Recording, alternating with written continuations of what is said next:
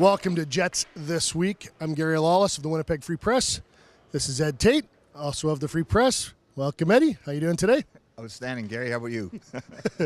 You should see the outtakes. It's a doozy today, folks. But anyways, let's get to the hockey. On Monday night, we got our first look at the Winnipeg Jets preseason version of them anyways. And that version included Josh Morrissey on defense, Nikolai Ehlers up front, Adam Lowry up front, and Nick Petan up front. All four of those kids will play again in Wednesday night's game against the Edmonton Oilers. And we'll see some more regulars filtering in. Evander Kane is going to play on a line with Blake Wheeler and Mark Scheifele. So a couple things, Ed. First of all, let's talk about the young guys.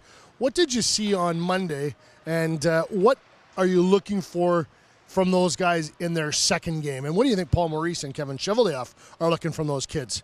Yeah, so for me, the guy that looked the most ready was Adam Lowry. Just the way he just played like a guy that's been through this before. Up and down the wing, which he's been playing center an awful lot in St. John's. So that was a kind of a switch for him, drafted as a winger. But I thought he looked really good, understood what his role is, to be defensively responsible, chip in a little bit offensively. I thought Nick Ehlers, looked like a kid playing his first NHL game, even though it was a preseason game. Probably tried to do a little bit much, but he's a really smart kid, and he understands hockey really well. He's a student of the game. I think I'd like to see what he does against Edmonton to see if he changes some things. Petan didn't jump off the page for me, but was okay. Same with Josh Morrissey. He'll play with Jacob Trouba against the Oilers, and that'll be an interesting pairing because that could be a pairing in the future. So all of them had their moments, but to me, the guy that looked most NHL ready, a guy that's going to still be pushing for a job with the big club, is Adam Lowry.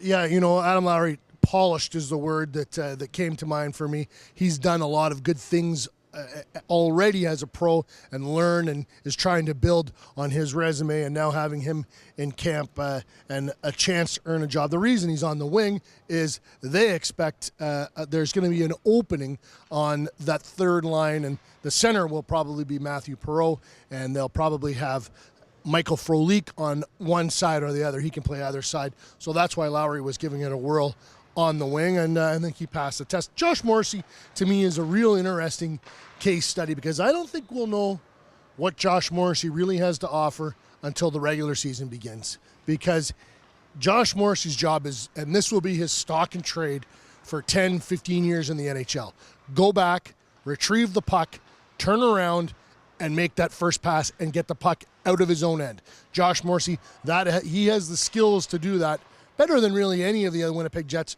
right now, except for, I would say, Toby Enstrom. And so the game is a little frantic right now. And as he figures out where Mark Scheifele and Brian Little in particular are going to be on the breakout, where they're going to drop down to, and he has an idea where to look for them all the time, that will give him a chance to really show his stuff. Yeah, the thing with Morrissey is that he's a real smart player, a Western Hockey League Scholastic Player of the Year, and sometimes you see him out here and it's like he's thinking the game too much in a way.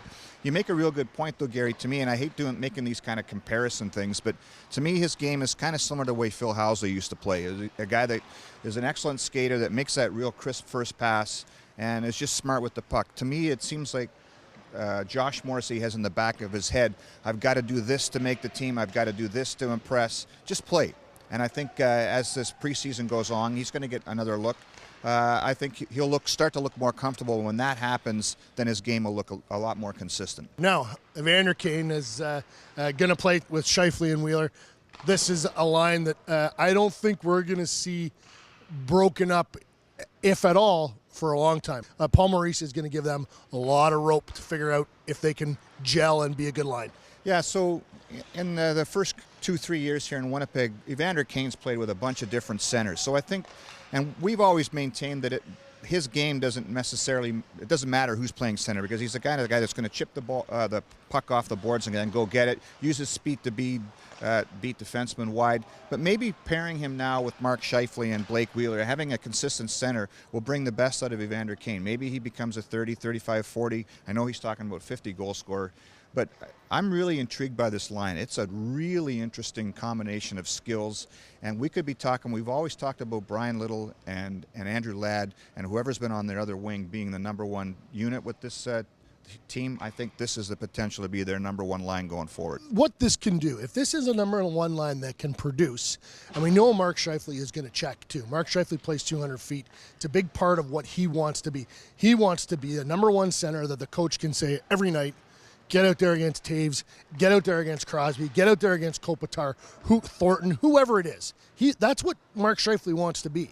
And if he can do that job and the other guys can score 30 or 40 goals each, all of a sudden you've got a real monstrous number one line. We already know that Brian Little and Andrew Ladd, whoever they put with them, whether it's Bufflin or Frolik or Lowry at some point or whoever else, we know what they're going to do. They're going to be good in terms of Corsi. They have great puck possession stats, and Andrew Ladd always seems to have 25 goals or so, and Brian Little always seems to be around the 60-point mark.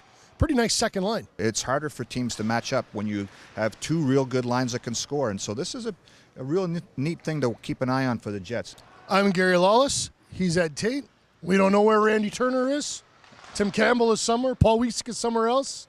Melissa Martin's at Bombers practice. The outtakes are available at winnipegfreepress.com. The guy behind the camera is Tyler Walsh. He's the good-looking one. He should be in front of the camera. Jets this week. Thanks a lot.